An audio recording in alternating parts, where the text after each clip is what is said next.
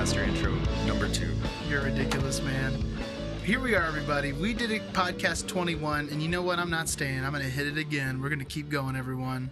Bam! Blackjack joke. Never heard that one before, did you, Frank?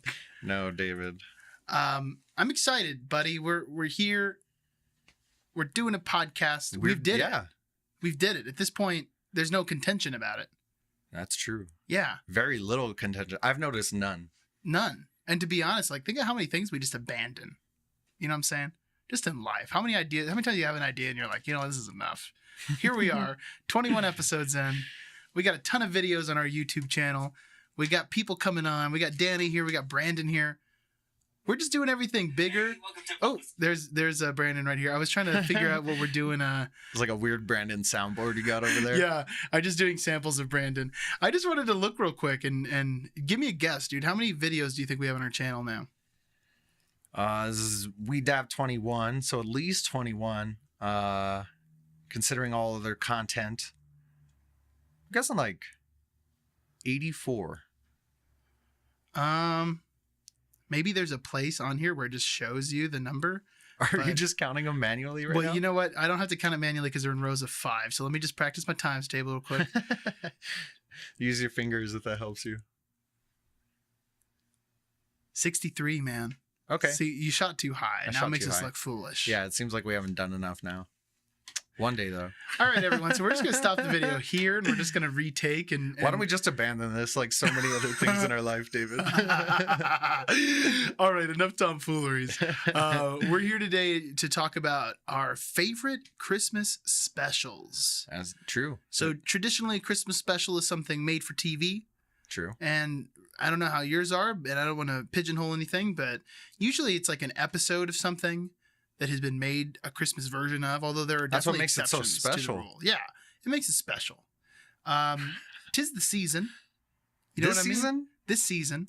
And we're going to reason the season by talking about these specials. We hope you've seen them. We hope you enjoy them. And if you haven't, then you have something that you can check out at your own leisure. True. Hopefully you enjoy it.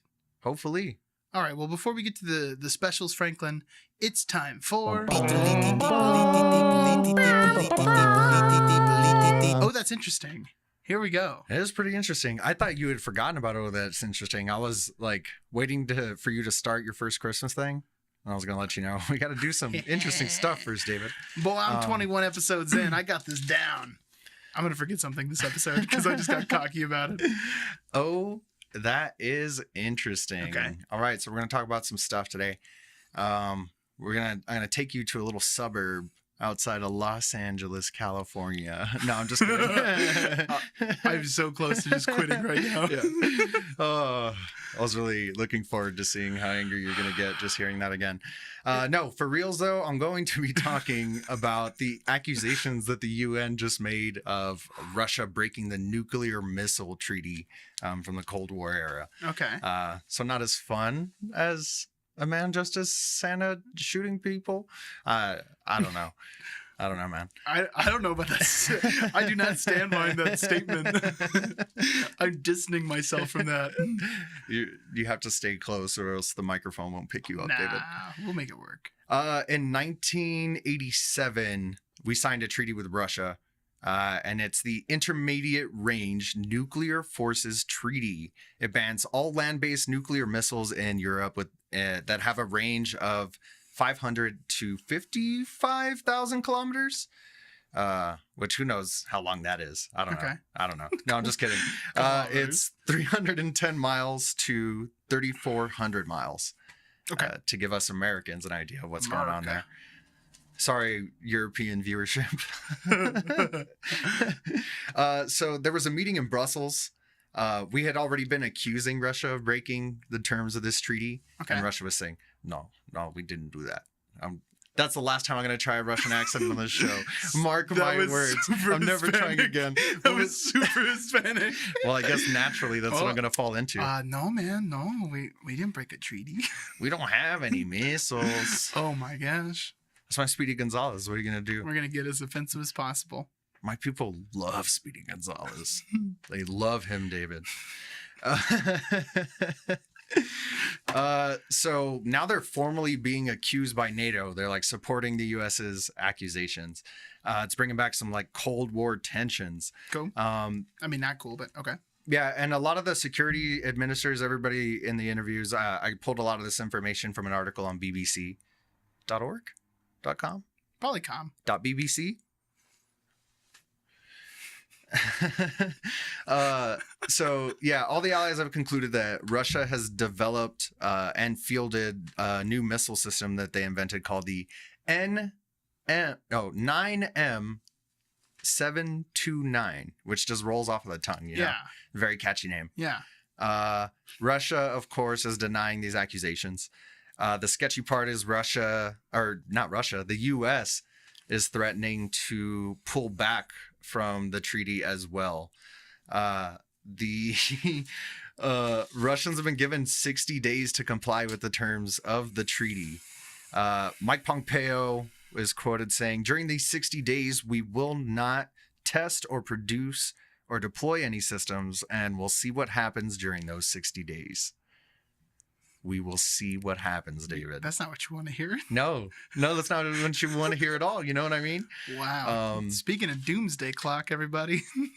Yeah, and the UN is supporting these, like, the position we're taking on this. Okay. And some of the commentators in the article I was reading were saying they probably gave us some grace because we didn't just immediately pull out. We gave them like the 60 days. So they were like, okay, like the Cowboys still have the guns in the holsters. Okay. Like we have to have their backs on this one. Yeah.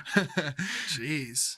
Seems tense, man. Seems very tense. Seems like we need some sort of, superhuman figure who maybe got like disembodied in some kind of like, atom molecular machine and then came back as like this blue super being who can just stop all missiles at once. That would be something that ends a nuclear arms race. That would be something, David. Just hypothetically, a giant squid monster. Should write a story like that. If only. If only. Well, I just got to say, how many treaties can we pull out of in like 3 years? That's what's really going on. Although I guess technically this is more of like a matching kind of thing. It's like a game of chicken, but with nuclear bombs. Yeah, and I mean, Obama was making some of the same accusations, and he pulled out of like all of his promises. He just kind of like backed off, and he caught a lot of criticism for that. Wow. But it makes sense that this administration is going to be like, no. But even like there was another foreign ambassador. He was some security chairman. I wish I would have written his name down, and I just left that out of my notes. But he was saying, what were we talking about? I lost track of the point I was getting ready to make, David. I totally lost it. About pulling out of a treaty? Oh yeah, like even one of the security advisors was saying like enough is enough. Okay. Like in terms of Russia, because I don't know, they're just getting too ballsy, man.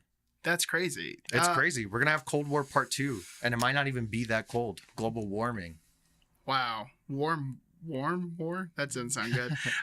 That doesn't sell papers. Tepid war. Is Donald Trump a puppet of Vladimir Putin, though? I mean, I guess we're gonna find out. We're gonna find out. Man, when I think about that press conference that Trump had with Putin, where he basically just says like our intelligence system is wrong, and I trust what Vladimir Putin's telling me. Well, I don't think like Trump is exactly a puppet for Vladimir Putin. I think Trump is Trump, and he's just trying to make some sweet deals. Okay. He's a good businessman. He's not, but I mean, that's what's leading him to make the decisions that he's leading. You know what I mean? Because he's so bad at business. His idea that he's so bad at like being a good businessman that he thinks this is all a good idea. It's insane. It's insanity. That's pretty crazy. The issue is that there never will not be a nuclear arms race because we will never give up nuclear arms. No. And we can point fingers at Russia. And look, I'm not trying to say I'm hating on the old USA. Rock, flag, and eagle. Rock, flag, and eagle. Disclaimer. Rock, flag, and eagle. Yeah, I'm a patriot over here. Patriot. Look at your olive drab shirt. I'm gonna rise up. That's enough Sunny references. Sorry, I just went too far with it. But the United States is the only people who've bombed another country with a nuclear weapon. I mean... And if you think about it, we're telling other people they can't have nuclear weapons. Now, do I think Russia should have nuclear weapons? Heavens no. No. It's a terrible idea. But the only country I would say maybe more so is our country because we're bombing people. But we've gotten ourselves into a situation where, we've extended our power for so long that if we reduce our power, there probably would be some kind of power vacuum. Yeah. Like, how do we get ourselves out of this situation now? I mean, we just got our hands so full. It's just like, if we try to put anything down, it's all going to crumble, man. For reals. Our homie George Washington was like, you know what? Let's not get involved with overseas business. Let's focus on the U.S. Let's focus on our own problems. We don't need to worry about other people's problems. That's two of my that's interestings in a row that you've referenced George Washington and his politics. Oh, really? Yeah. Is it the same point too? Probably. Yeah, it's the exact same point. Well, you know what? The last time it was aliens, though. That's right. But the point stands, man. We should have listened to George Washington. And think about this, everyone. Ever since the Revolutionary War, it's been nothing but trouble. Nothing but trouble. Is that what that movie's about? Yeah, it's about George Washington's politics. History of George Washington politics and a history of the United States. Dan Aykroyd, you crazy dude. I'm so worried about... The thing is like the loom... Don't worry, David. Dan Aykroyd's going to be fine. He's getting pretty old, and he does not look like he's in good shape. Ever since he started that tequila company, he's been looking worse and worse. That's what happens when you start a tequila company, man. Oh my gosh, he just goes home, watches the all-female Ghostbusters, and just gets wasted every night, just drinking tequila. Tanked. Just like, what do we do? How do we get here? It's just like, I just don't know about nuclear war used to be the biggest scare. Yeah, and if you were in the 80s. You were nervous about getting bombed, and which is why Watchmen is written. You know what I mean? That's a big part of it. This is funny how this is all tying together. Yeah, what are you gonna do? But the thing is now, man, global warming is so terrifying. It is. That I'm not even concerned about nuclear war, which sounds ridiculous. Nuclear war would just be like. The newest climate report that Donald Trump said, that he's just I don't believe it. He literally said, I just don't believe it. It says we got 12 years left. We got 12 years to fix something, or we're done. Dude. That's scary. I don't know. So I'm having negative optimism. I'm coining that term right now. Coin that term, David. I'm just saying we don't even need to worry about Russia and their nuclear weapons because we're going to run out of water first. And when people are running out of water, then we're going to have a serious situation on our hands. And then probably nukes. You talk about all these conflicts in the Middle East have been started because people need oil, but that's nothing compared to when some of these countries run out of water. Yeah, and then it's going to get crazy. Yeah. The S is going to hit the fan, if you know what I mean. I think they do. That's how you save yourself editing work. You remember it in real time. Yeah. Well, it's you that has to do the work usually. So that's what I'm saying. You're saving yourself some work. Yeah, dude. You're bumming me out, man. You're bumming me out. I mean, that's kind of what I was going for a little bit. I was just like, whoa, that's heavy. This is a Christmas episode. Well, what cracks me up, and I'm going to hop on over unless you have something else to throw in here. No, I mean, that's it.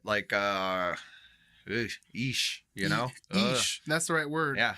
Well, when you started off your statement, you said accusations, and I was like, "There's no accusations. There's no way we picked the same story, which would have been hilarious. That hasn't happened. I know that's interesting. Are we about to talk about Neil deGrasse Tyson? We're about to talk about Neil deGrasse Tyson. So you are also gonna bum everybody out, and that was my plan. Going for bummers. My plan was to bum you out, and you bum me out first with something way heavier. So let's get into something else. So Neil deGrasse Tyson is the latest celebrity to be accused of sexual misconduct, sexual harassment, and in this case, one of them are rape allegations.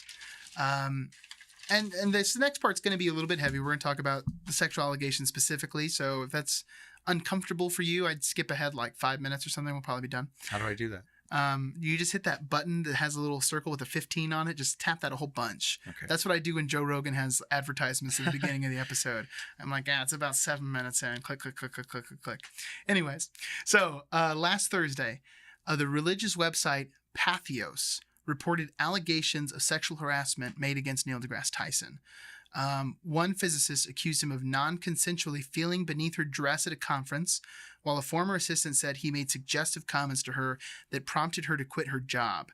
The allegations join an older allegation of rape by a woman who was a fellow grad student of Tyson's at the University of Texas at Austin.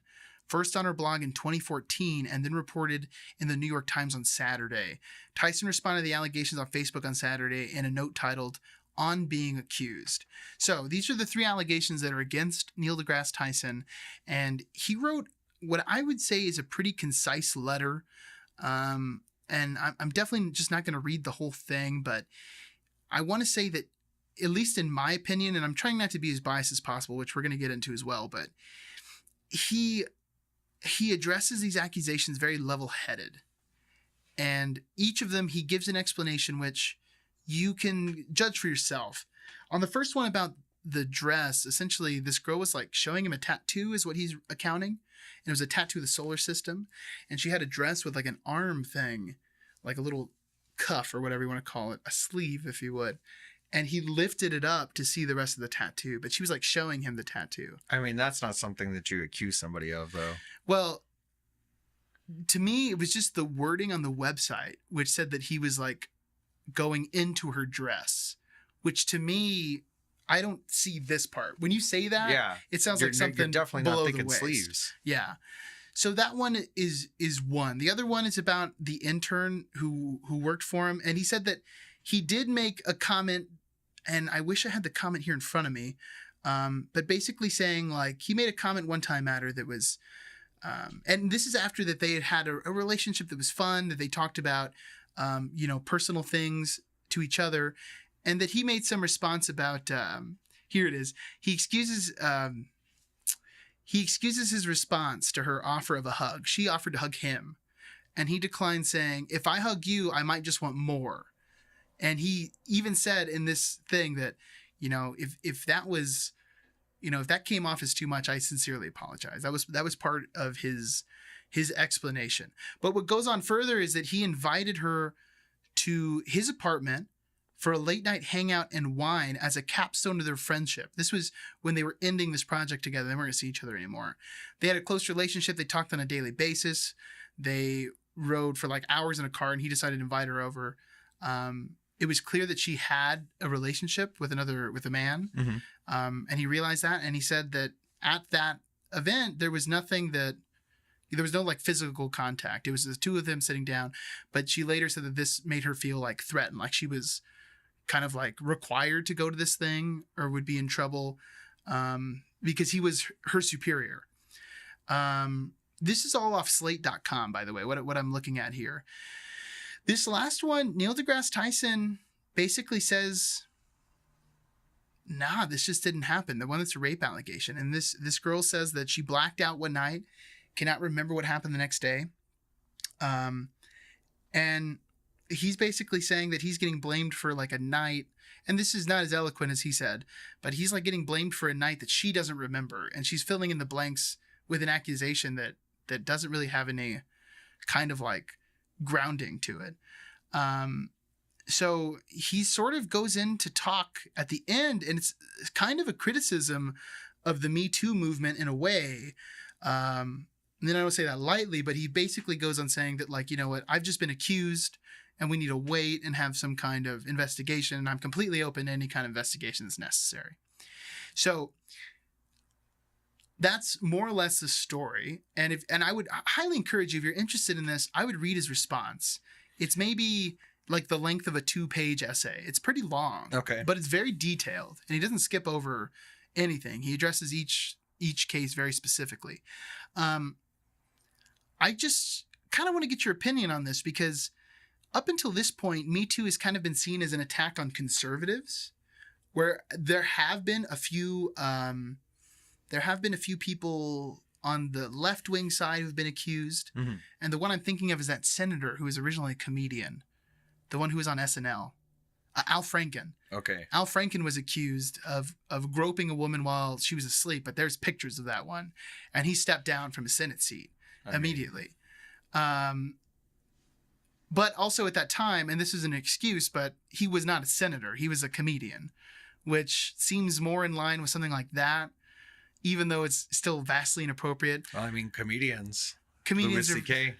Oh, Louis C.K., right? Yeah. Well, comedians are damaged people. Yeah. But that could be a whole nother discussion. The question, though, really is, how can we accuse these other people without investigations but not necessarily criminalize Neil deGrasse Tyson immediately. And like, what's the line for the Me Too movement? Because there's a ton of other people where we just expect things. We expect them to like, you know, hey, that's it. You've been accused. Get out of here. Things like Louis, for instance. Well, actually, but what do you think? I haven't read the, like, I don't even know, apology. The response to the accusations. I keep saying accusations.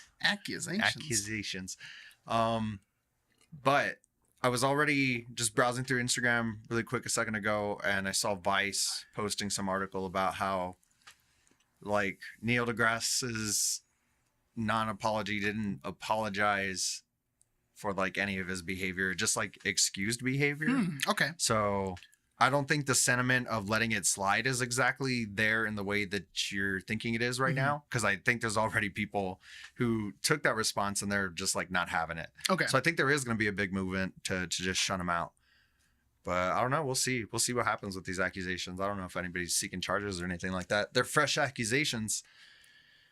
But we'll see how this plays itself out. And I think the whole point of the Me Too movement is just like trying to reverse the history of just nobody believing victims. Yeah. Which is a good thing. So in this case, I mean, would you sign off on Neil deGrasse Tyson right now? Like, for instance... I mean, right now, until further notice, you know what I mean? I see what you're saying. Okay. Yeah. And do you think that that in any way is going against, you know, innocent until proven guilty, or does that not count in this situation when you're being accused by someone who has more power than you? I don't know. That's a weird line. You know what I mean? It's a very weird line. The court of public opinion is very real. Well, especially with the internet, especially and everyone being able internet to have an opinion on something. Mm-hmm. I mean, that's what we're doing right now.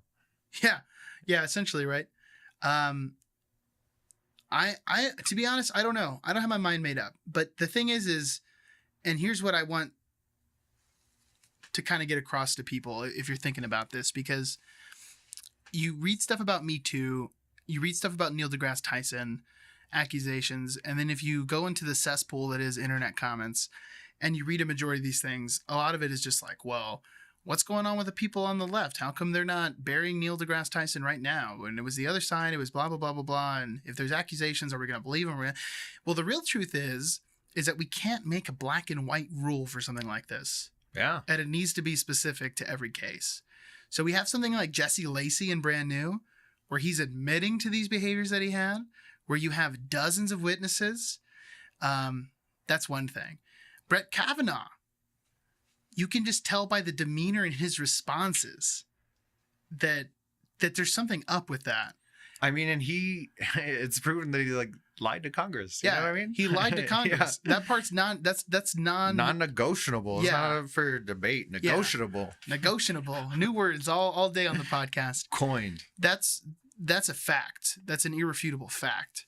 But then at the same time, and this came out, there was one Brett Kavanaugh accusation that was false, and it's been proven false now. Mm-hmm. But that shouldn't necessarily discredit these other accusations that were very much true. And when that came out, a bunch of people were like, Dr. Ford was lying. It's like, well, no, that wasn't even Dr. Ford. That's some other lady. Mm-hmm. So it's going to be interesting. The biggest thing about Me Too, and I think what makes it messy for some people to kind of comprehend, is that in this situation, there's really no way to definitively prove something one way or another, unless there was some kind of like physical evidence. But when you're talking about something that happened years ago, how are you necessarily going to prove it? But you have to add up all these different things. Like, do the accusations match?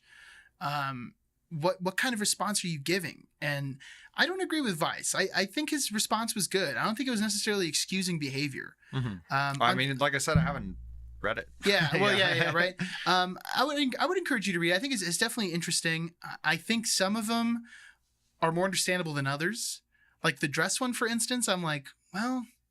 See, that, like, immediately after hearing that just sounded like an excuse to me. Yeah. And I don't know if I'm biased because of that headline I read on Vice, but that was my initial reaction to that. That seems shaky. It does. And the biggest thing for me, and this is something, and my last word on this, but when we talk about the internet, we need to realize that every source is going to have a point, a narrative that they're trying to push. And that could be talking about Vice, that could be talking about Daily Wire, that could be talking about almost anything. And we're consuming this media at such a rapid, and not just media, but news and information. We're consuming it so fast that we're not looking into what these sources are. And you have some of these websites like, usafreedom.com or something. And you need to like look and see who is this website. Yeah. So when we have a religious website named Pathos, and they're the ones making these sexual accusations. Against the science man? Against the science man who openly speaks against religion all the time and talks about how it's like settling for answers and that he's like against the idea of it. That part seems a little bit strange to me. And not to discredit someone's entire accusation, but it seems interesting that it would be on Pathos. Yeah, that is interesting. And not like on New York Times or something. So... And although it's been covered by other outlets now, that's where these allegations were stated. And 2 of them, that's the first time they were stated. So I don't know. I think it's kind of interesting. I don't know if we're going to have a real answer. And fortunately and unfortunately, it just means he has to go away for a while. No, if he was truthful or not. That's the way this plays out right now. Yeah. And that's just the way it has to go. There's really no room for anything else unless someone has some kind of definitive proof, but it would involve like, I don't know, like these ladies would have to know the date or something, and then he'd have to have like an alibi. Like, how do you even do that? I don't know. Well, it's like, that's an investigation. You know what I mean? Yeah. It is just disappointing when you see it from, my headphones just cut out a little bit. I don't know if everything's good. Oh, okay. That wire is kind of weird right now. It's a little loosey-goosey. Oops. It's just disappointing to hear it from someone who was such a positive role model for so many people. That was my immediate response. Yeah. We were like in Walmart. We came out. You were waiting in the car, and you broke the news to us, and I was immediately just like, Yeah. Yeah. So we'll see. I'm interested to see where the story develops. And let's move on to some happiness. Yeah. Yeah. We both like played the same card, and we both lost in the end. We both lost. Hopefully you didn't. We apologize for that. I just realized I didn't move the Peeps and Predict jars down, but we'll worry. Okay, we'll get them eventually. While we're apologizing, I just kept thinking during that whole conversation about sexual misconduct. Yeah. I would like occasionally bob my head. I've had rich girl stuck in my head all day, dude. Like from the moment I woke up, rich girl in here, and it just kept popping in at time to time, and I'd have to be like, no, you shouldn't be bobbing your head right now. Yeah, I was grooving. Yeah.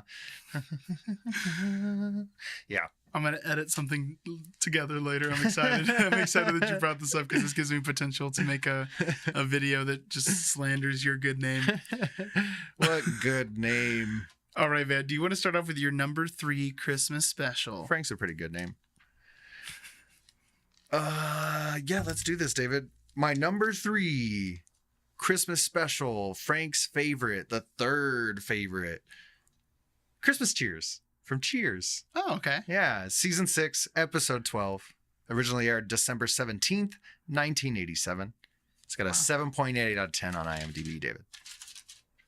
It's a really good episode. Okay. I've talked about my love for Cheers before on the show. You're a big Cheers fan, man. Dude, I grew up watching a lot of TV Land, so there's a lot of just like classic shows that I always change the channel on Cheers. I'm just going to be honest. I never got into it. And I watched TV Land too, but we probably just watched different shows. I guess so.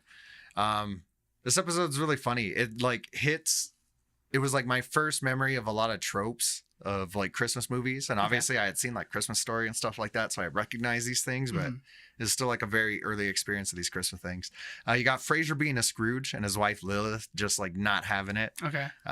Which I adore because I'm always the Scrooge, you know what I mean? I'll ball hum, all crazy. Although putting up these decorations, I felt the Christmas spirit, David. Oh my gosh. Wow. I was all giddy with excitement. Something about decorating, you know what I mean? Decorating just gets me all stoked, in the mood. We were jamming some Christmas jams. Damn, we should have been in pajamas, dude. That's where we messed up. We should have filmed this in with pajamas. some cocoa. We're sorry to be letting you down, everyone. When we tear it down, we'll pajamas cocoa. we have more Christmas content coming this month. Stay tuned. Stay tuned. Norm, the I guess at this point, yeah, he's been fired from his accounting job. He's working part-time as a Santa Claus. There's a really good scene where he brings in all the Santas to the bar. The bar is just full of Santa Clauses. It's good stuff, David. Cliff Clavin, the mailman, is collecting food for the needy. And it's not out of the kindness of his own heart. He's trying to win a trip to Disney World, David. Wow. So that's good stuff. That's the Christmas spirit right there. Consumerism. Yeah. The main plot, you have Rebecca Howell, the manager of the bar. She's making Sam, Woody, and Carla work Christmas Eve. Everybody's going to stay late to work Christmas Eve. Carla doesn't really care. She's excited. Extra money. Woody doesn't care. He wasn't going to make it home. He's not doing anything anyways.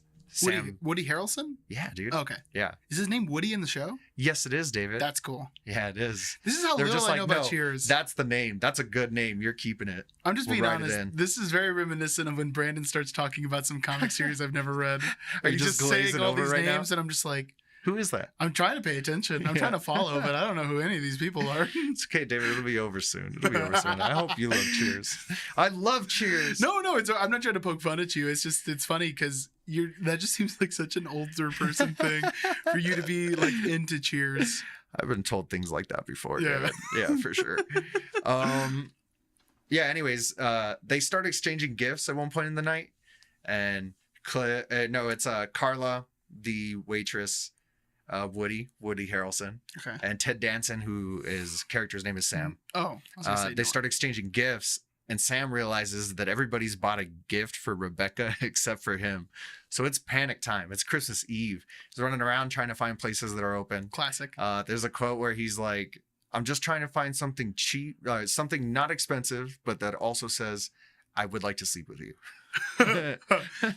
Wow. It's a good episode, man. Okay, I'll watch it. Stuff. You know what I mean? I'll dive into it. Dude, Cheers, there's some, I mean, that's not even the best Cheers episode. There's some, one day we're going to do Frank's top 3 Cheers episodes. And I'll do like another top 3 like TV Land series. You'll do Cheers and I'll do like the best 3 Walton episodes. We're going to Walton's Mountain, everybody. Good night, John Boy. And I definitely didn't like the Waltons. So we were totally watching different shows. You know what I mean? I didn't get it. TV Land for me was Waltons, Bonanza, and Batman 66. Definitely watching different shows. How funny, dude. That's amazing. Laverne and Shirley, Cheers, I Love Lucy. I didn't watch any. Oh, dude, so much All in the Family. See, this is why we're podcast co-hosts. Yeah. Because we're filling out these gaps in each other's knowledge. It's just puzzle pieces fitting together. I didn't watch any of those shows. How weird. All right, man. My number 3 is Christmas Party, The Office, 2005. Nice. The Office, I think, is just going to be a classic show. It already is. And it's interesting because as a teacher, I have all these high schoolers who are like crazy about it. And part of it's because it's on Netflix. Can binge it the other to your thing heart's too, desire. I don't see it getting old anytime soon because it's just an office setting. And yes, there are things that when they date hit the episode. flip phones, you're gonna be like, "Whoa!" Well, yeah, or like when they do Game of Thrones references, and it's like 15 years from now, it's gonna be like, "What?" So there's some weird stuff, and particularly in this one, the video iPod, which causes controversy. God, the video iPod. That's the Secret Santa episode. Yeah. So, dude, just to kind of fill you in, if you haven't seen this, and this is old Michael Scott. This is old like. If you watch The Office, the first 2 seasons, he's more like the UK character. Kind of a jerk. David, I can't remember his last name. Brent? Lynch? Is it David Brent? That sounds right. We'll go with it. David Brent, played by Louis Armstrong. Why do I even point to you? What's that guy's name? The British guy. I feel bad because I'm a fan of his. I watch a lot of his stand-up. And I like that show where he plays the mentally handicapped person. Mentally handicapped person. I was really trying to. That's what it's called, right? Ed. I was really trying to dance around it, and he's an invention of lying. Won't dance around nothing. Okay, well, you know what? I'm gonna type and talk, David. I'll figure this out. But anyway, so the Huey episode, Lewis and the News. The episode has Michael Scott being a jerk, which is what happened originally in that show. Michael becomes a way more likable character, and he's really just like an idiot later on.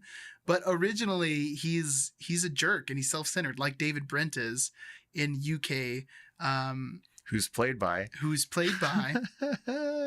Ricky Gervais. Ricky Gervais. And I didn't even look it up.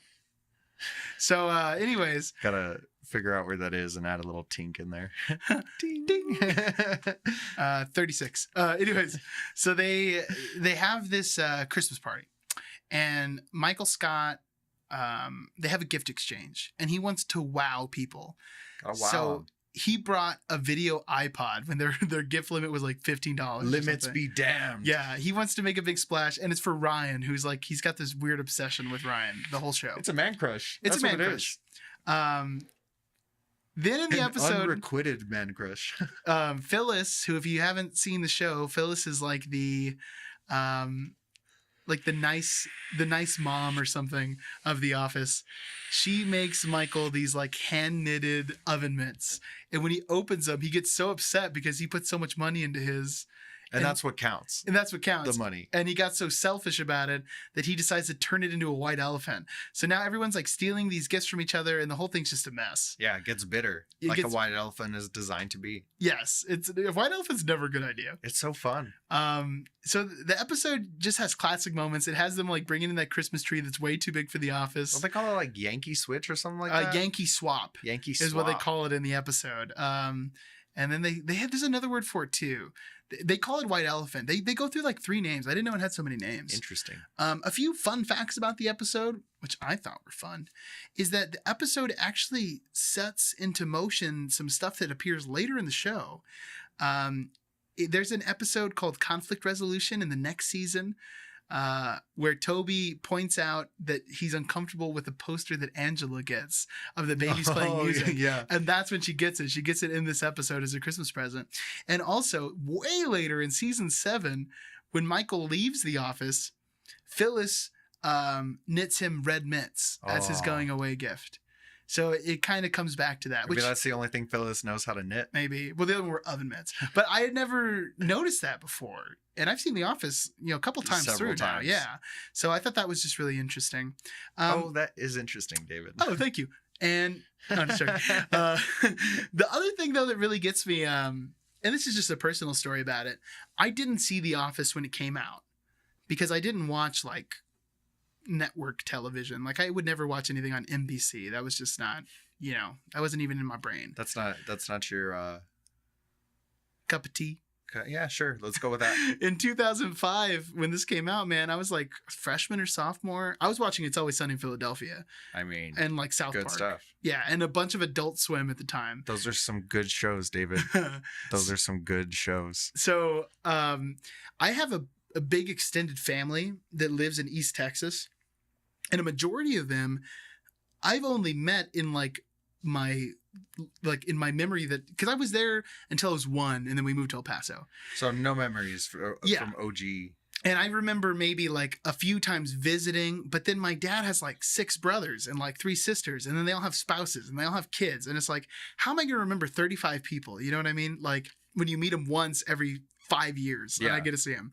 So there was one Christmas in particular. It was the weirdest Christmas because we'd never done anything like this. We never did it ever since. And it was this Christmas, 2005.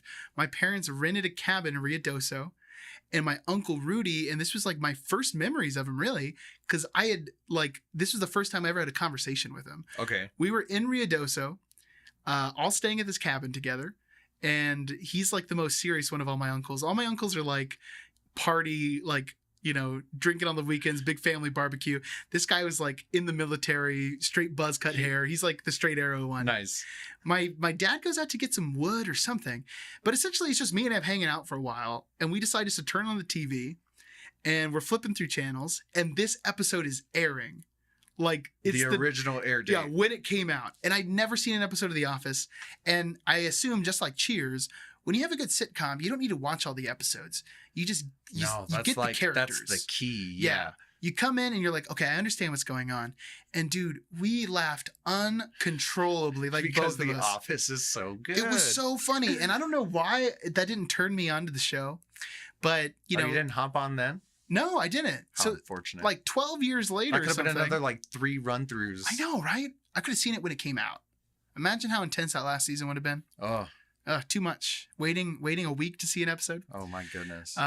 So when I got together with Michelle watched so many shows that I'd never seen, and we decided to watch all The Office. And when I got to that episode, it was weird. It was like deja vu. It was like a little like chest got opened. Like, whoa, I've seen this before. I remember exactly this thing. You hear the cabin door creaking open.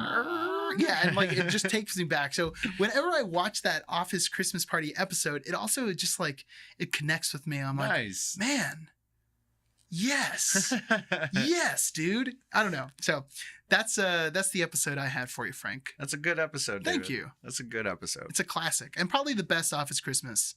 I mean, the Krampus Christmas is I was really going to say, Belschnickel. Run up to Belschnickel. Belschnickel. Excuse me. Sorry, Belschnickel. Yeah, you're being very impish right and now. And Krampus. That was quite impish. That was quite impish. All right, what you got for me, man? My number 2, David. Woodland Critter Christmas. Dude. You also talking about it? No, I'm upset that I forgot about it. Wow, I thought for sure. Because like Mr. Hanky classic. I mean, it's Woodland so good, Critter but the Christmas Woodland Critter Christmas takes it to a whole nother level. For those unfamiliar. Thank you. With South Park. It's about a quiet little mountain town. A couple little boys getting into trouble. Big trouble sometimes. Trying to have himself a time. Just trying to have himself a time. Original air date, December 15th, 2004. It's just a nice little story about a little boy named Stan helping some woodland critters build a manger for the birth of their Lord, David. It just so happens that these cute little critters love Satan. Yeah. Wow. Yeah, it's a pretty gnarly Christmas episode. You got satanic little woodland creatures. You got them trying to birth the Antichrist. You got blood orgies. What more could you ask for in a Christmas special, David? That's a question I pose to you today. Like amateur abortions? Yeah. Yeah. Yeah.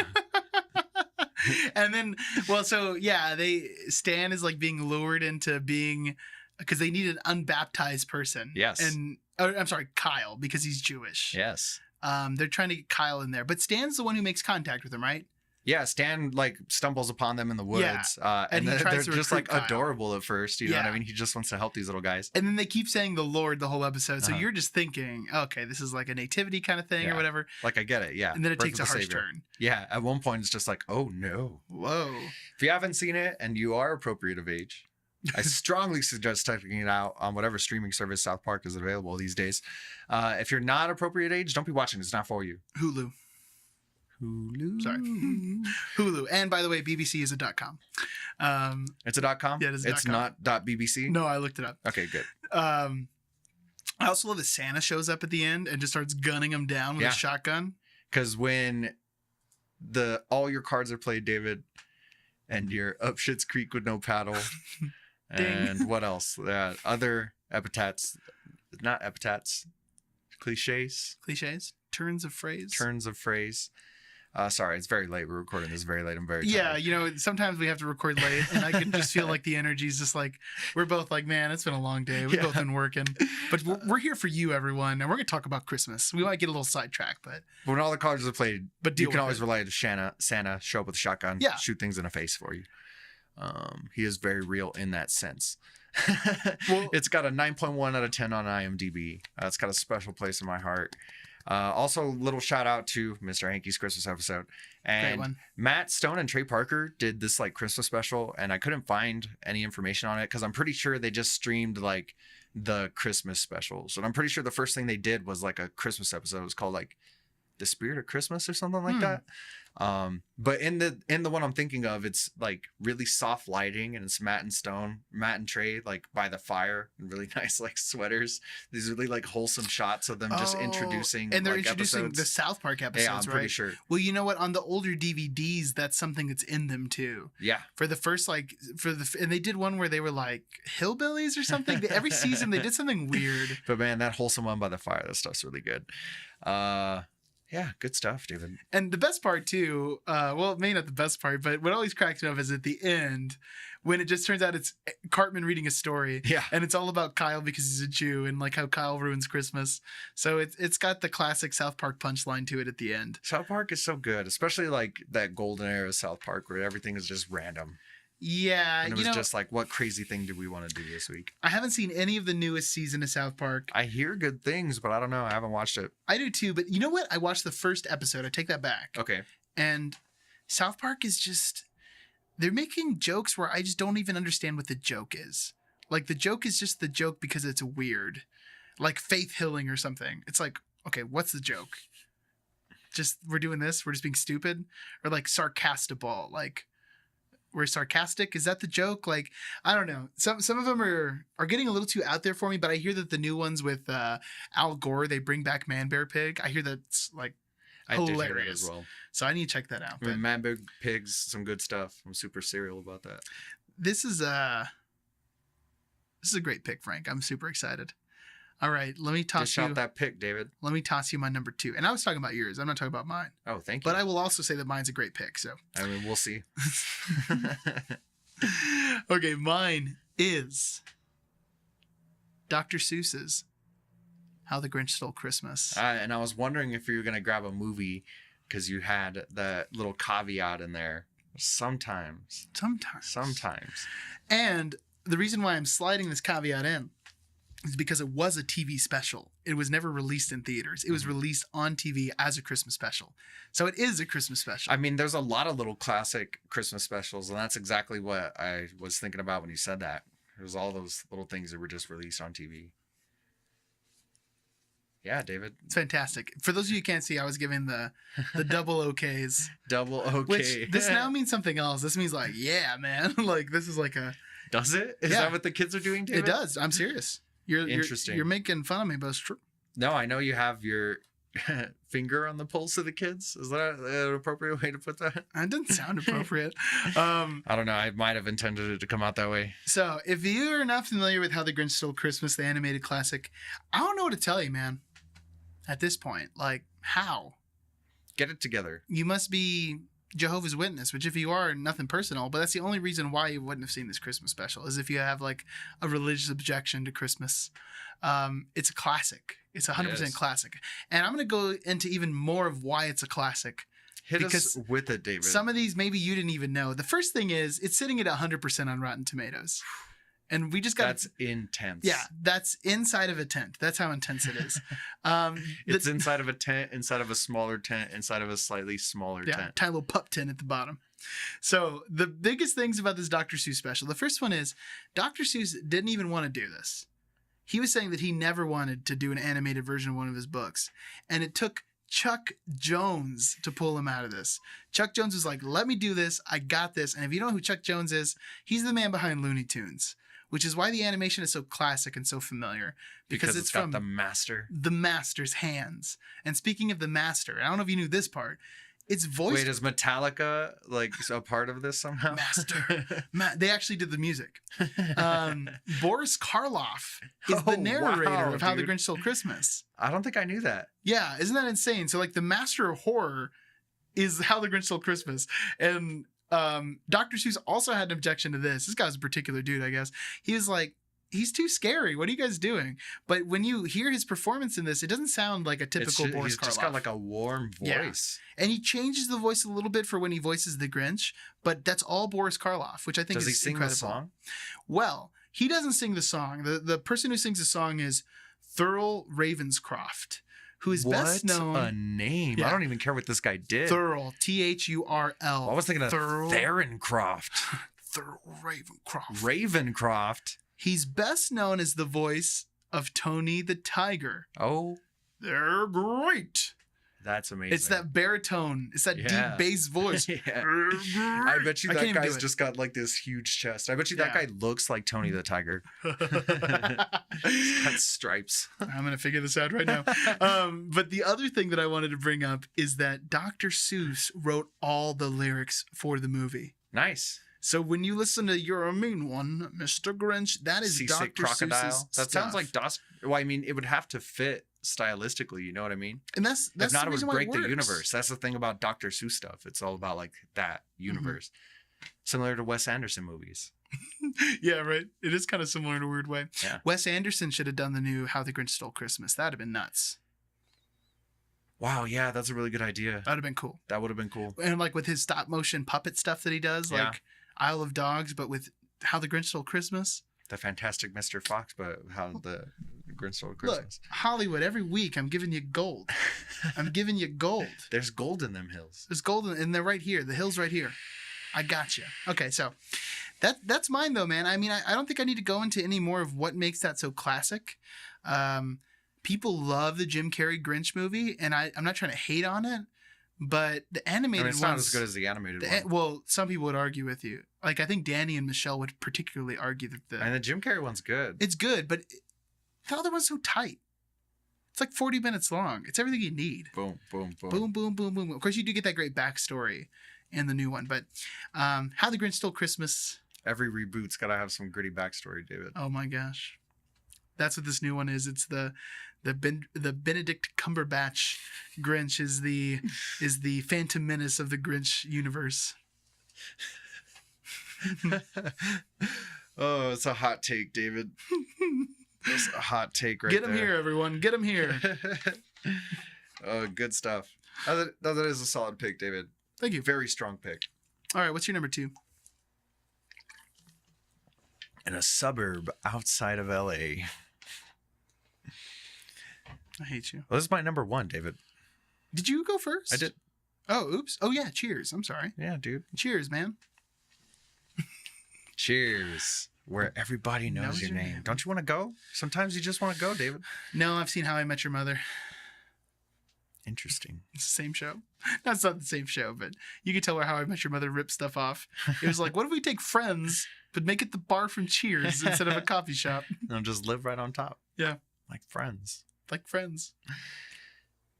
A Very Sunny Christmas, David. And I know we've talked about it on the channel before, but matching is that your number 1? ones. Yeah, dude. I knew at some point we were going to match. I feel like if Danny was here, we would have hit the South Park thing. But yeah, I was really excited about this matching moment. Right, and I'm glad we both picked it for number 1, David. Because I was intending I'm going to hit you with the facts. That's what I always do. Always Sunny in Philadelphia, Season 6, Episode 13, released December 9th, 2010. And if I can make a clarification, and I'm saying this completely from memory, I don't think it's actually an episode. I think they've retroactively added it on the end of Season 6. Huh. But when it was released, it was a DVD. I mean, that makes sense. Yeah. It is like its own special thing. It is its own thing. It's longer. So good, dude. And it also has some foul language in it that would not have been aired on television. But we'll get more into that. And I mean, just if you haven't seen it, watch it. But plot lines, you got Dennis and Dee, the siblings, trying to teach Frank a lesson. Christmas Carol style. Yeah, Christmas Carol style. Oh, so good. Frank, I mean, the best Ebenezer ever. He's just not having it at all. It's good stuff. But he comes around at the end. And then you got Charlie and Mac just trying to hold on to their Christmas spirit despite everything being horrible. Despite being stuck in a rut. Yeah, they're stuck in that rut. Yeah, I mean, I love it. I know you love it. Let's talk about this episode a little bit. Let's do it, man. The special, I guess. I mean, it's just everything you love about Sunny just jammed into a Christmas special. Mm-hmm. And they just go... Sometimes Sunny can be grounded in reality a little bit. They just go balls to the wall on this one. A lot of this stuff, there's no way it could take place in real life. There'd be huge consequences. Oh, yeah. You can't take a chunk out of a man's neck who's dressed as Santa in a mall crowded with people. No. And not do some jail time. For reals. Yeah, you're not just getting out of that situation. Way. It doesn't matter how good of a bird lawyer you are. And I talked about this on our Christmas episode, our favorite Christmas movies. But this is the turning point for Sunny, I think. Oh yeah. It only got crazier after this special. I mean, they realized they could get away with it. You know what I mean? And they went just way over the top, and then they just kept going over the top. So it was really cool. It's the moment they jumped the shark, but it wasn't a bad thing. Yeah. Like it was just like the natural progression, and Sunny just nailed the jump. They landed in like a Sweet Willy. Yeah. Yeah. Right on. Sweet Willy. Like sparklers. Yeah. That was super dope. That's great. I have a couple facts about the episode. Hit us with the facts, David. These are off IMDb. I was just looking up some stuff on there.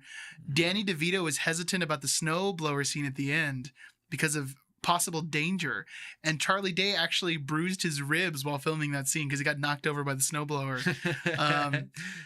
Frank's Sergio Giorgini bag is actually a reference to the UK Office. Really? Yeah. So that's like another little like weird little interweave crossover that happened here on the episode. Yeah. And then the other one is, and this is just, well, there's two things. Christopher Lloyd, Doc Brown, has an uncredited cameo as Santa Claus John number 2. Really? Yeah. So he's one of the ones going upstairs in that to Charlie's mom. Charlie's flashback as a child. And it's the only episode of the series that contains an uncensored F-bomb. And it contains many bombs. So, and more so than any other special, like the South Park one is offensive, but this one's very inappropriate. Well, I mean, just that one scene alone. Yeah. Where he's constantly accusing Santa of having relations with his mother. Yeah, that's how he says it too. Yeah. To be honest, that scene's the only scene in the episode that I'm not totally behind. I think Charlie Day's delivery there is like a little like it's a little bit cringy.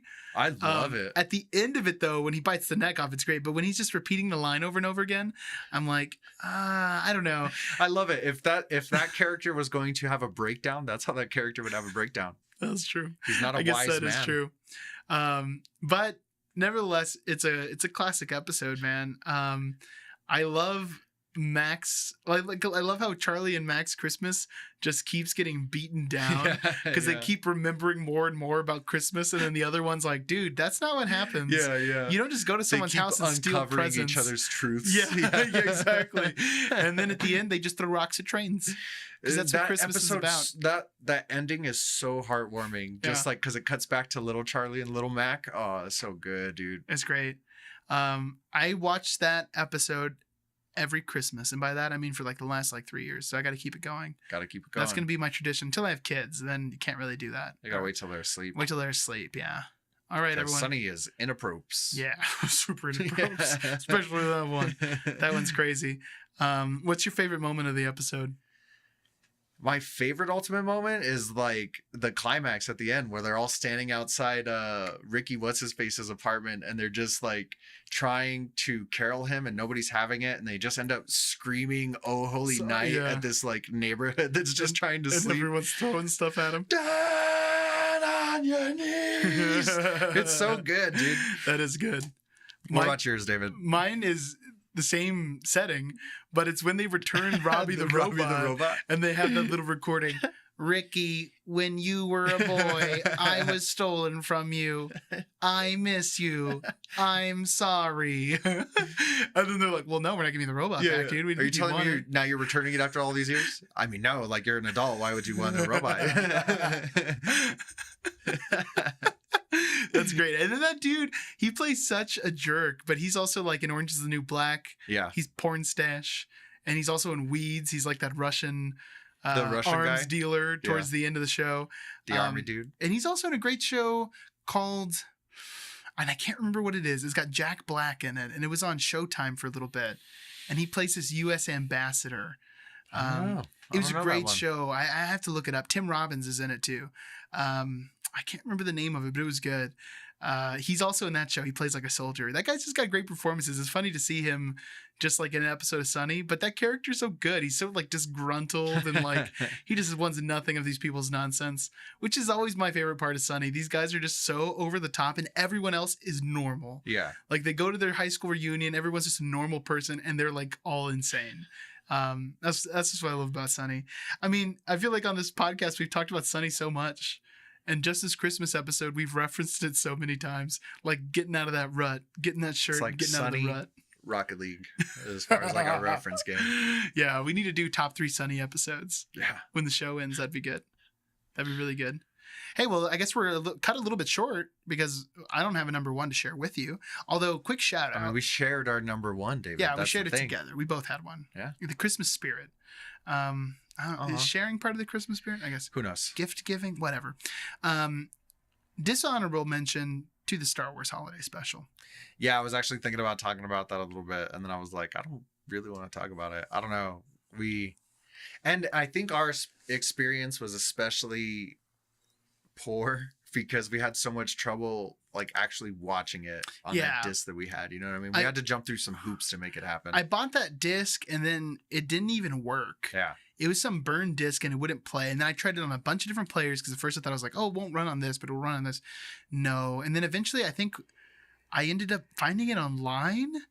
Excuse me. I'm pretty sure that's what we ended up doing. And then it was like the Boba Fett cartoon, the first appearance of Boba Fett, which is like the only reason to watch it. And then we had to search that out on its own. Yeah. And that was like another search. And then when we watched it, it was like, oh, that sucks. Just what a pile of garbage. What a pile of garbage. What a pile. The Star Wars Holiday Special isn't even worth watching. No, it really wasn't. We got nothing out of it. Yeah. There's funny bad, and this isn't even funny bad. At no part is it entertaining. Yeah. You're better off watching just like anything else. You're better off watching Attack of the Clones, and I will never say that again on this channel.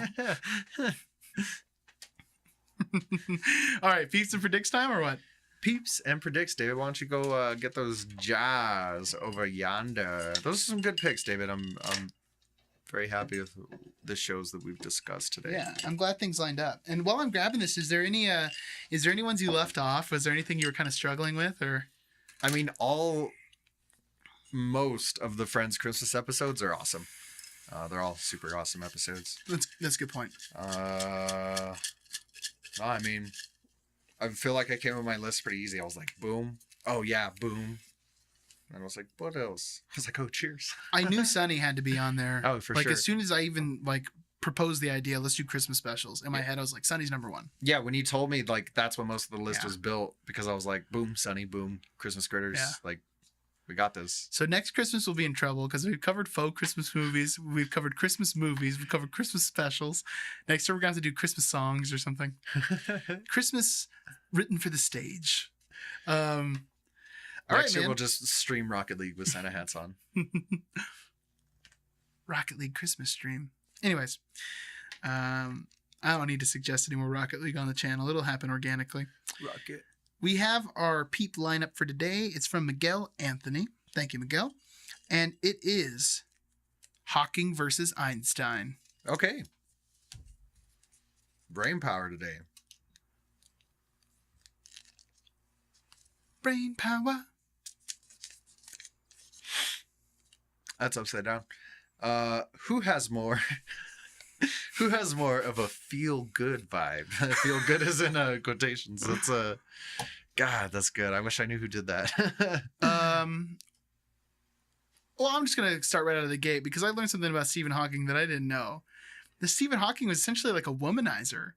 Like he was known to cheat on his wife, to be going to strip clubs and getting a posse of women and stuff because he's Stephen Hawking. He's throwing money around. Well, I mean, the era. He's not physically throwing the money around, but someone's throwing the money around. But that was a joke in poor taste. Figuratively throwing money around. The guy's dead.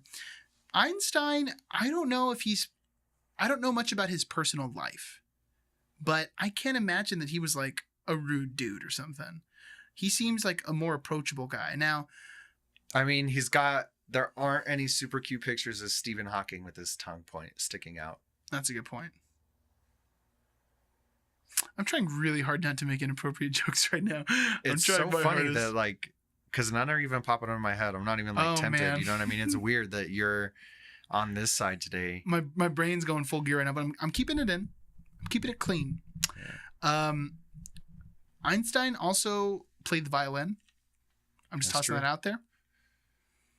I don't know what that has to do with the argument. I just wanted to make that point. I mean, and beyond science, Einstein was also about just achieving your potential. You know what I mean? That's true. That makes me feel good. That's true.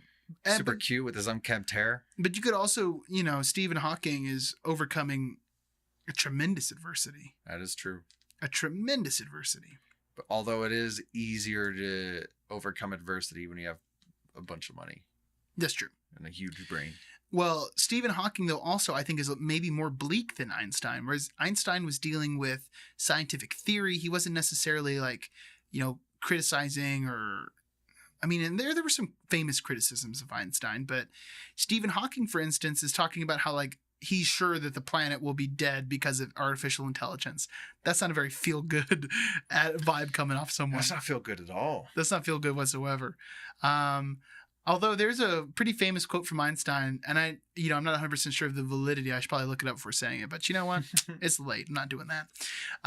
About Einstein says this one thing that, like, when the generation that is more connected to technology than it is to like interpersonal contact, that will be the generation of idiots. And I mean, he wasn't wrong. I see that all the time because people are saying that. David. So he just wanted us to be connected, man. Yeah. That also makes me feel good. That makes me feel good too. He seems way more personable. I would like a little stuffed Einstein. Oh, I thought you were going to say Little Einstein's DVD series. No, I'm good on that. Maybe one on counting. I'm good on that. I'm good too. Who needs to count? Most people. All right, so we giving this one to Einstein or what? Oh, totally. 100%. All right, right on. Moving along here. Look, Peeps and Predicaments has gotten super efficient. Although with 3 people, it's going to be interesting. It is going to be interesting. Although it more or less is going to sum up like 2 people deciding. I'm looking forward to like a lot of derailment. Coming soon. Yes, coming soon to a podcast near you. Stay tuned.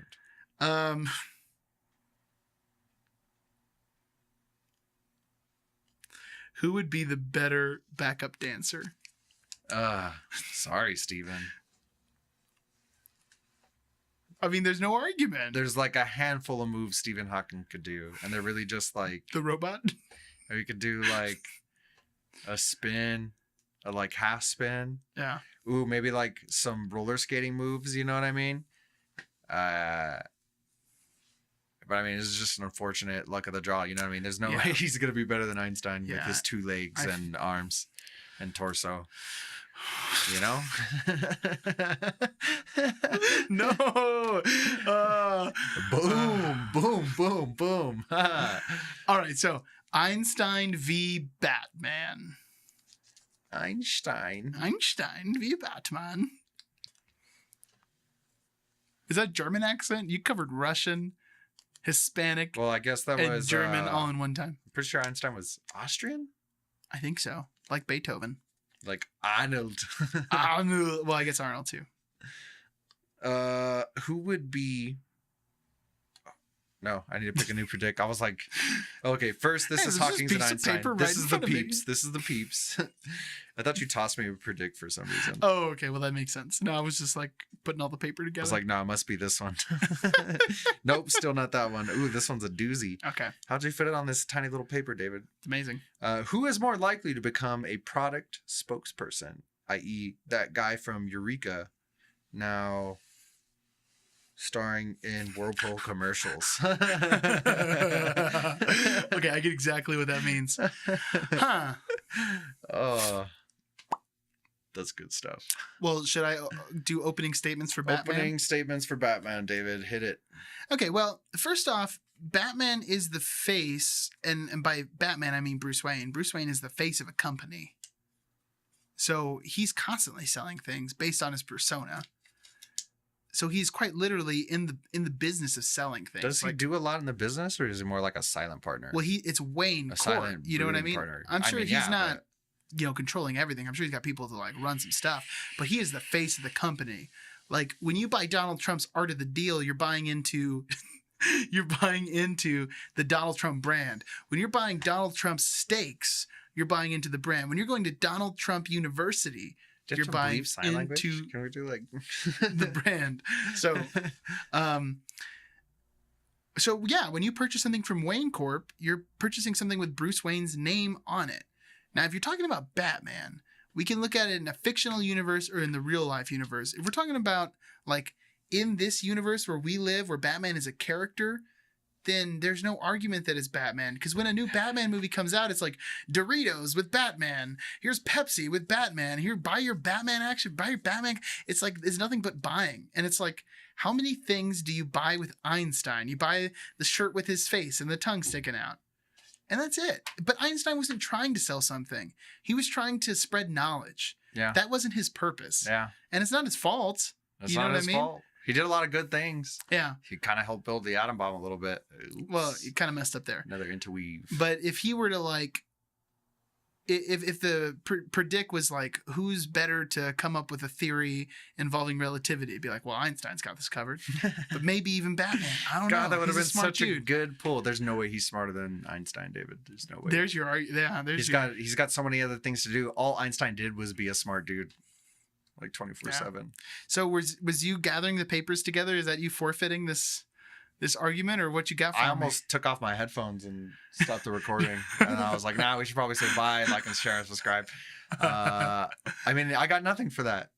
You hit the argument about like in this universe, and that's 100% true. It's 100% true. Batman. I almost dropped an F right there.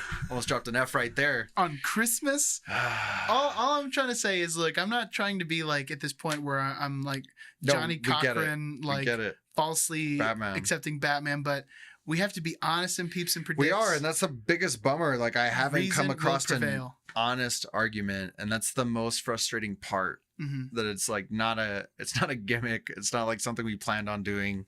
He just keeps winning. And I can't see every time. I'm just like going through my head, crunching all the numbers, because I do actually know how to count. Because I did watch Baby Einstein. No. One quick little note before we wrap this up, man. After reading Doomsday Clock, which I'm reading right now for Apollo City Comics podcast, man, Batman is just always getting busted. And Michelle and I recently watched all of the Batman movies. The original Tim Burton ones, like the 4 in that little group. Mm-hmm. Batman's Batcave gets busted into like in every single one of those movies.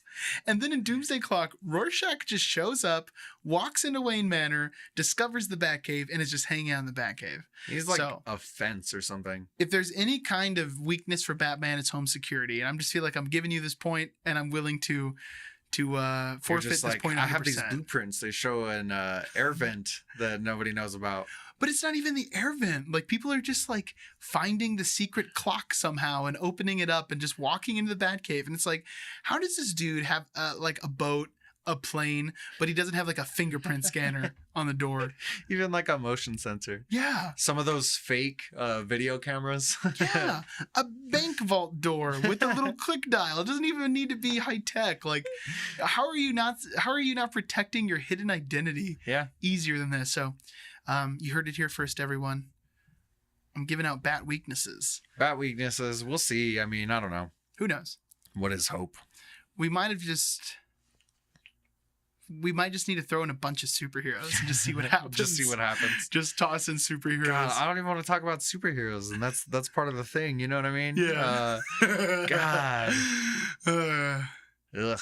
It's funny because you're always trying to troll me on this podcast, but the real troll is that Batman's been the champ since episode 5. I think that's what it is. I'm like acting out. You know what I mean? Because there's a problem. Oh, wow. Make your excuses. Well, everyone. What are your favorite Christmas specials? Yeah. Why don't you let us know? Why don't you tell us some stuff for once? Is it episode 2 of Batman the Animated Series? Because that's a great Christmas episode. But let us know. I'm just tossing that one out there. Who knows? Like, share, and subscribe. Yeah. If you have suggestions for Peeps and Predict, shoot them in the comments below. Yeah. Shoot us an email at davidandfrankandbeans@gmail.com. Don't forget to check out Apollo City Comics. Stay tuned. We got more fresh stuff coming to ya. Wow. And I love that pacing. Yeah, you know. Have yourself a Merry Christmas, and we'll talk about some more Christmas stuff soon. Yeah. Yeah. Yeah. And if you can give us any gift, if you like the show, just tell someone. That'd be the best gift for us. That'd be a good gift. That'd be an amazing gift. Also, I could use socks. Tell a friend. Socks would be good. Socks would be good. And let me just give out Frank's address over the air real quick. All right. Sincerely, though, we hope you get to spend the holiday with some friends and some family. Get some restful time, and we'll catch up with you all later. For you retail workers out there, Godspeed. We got this. It'll be over soon.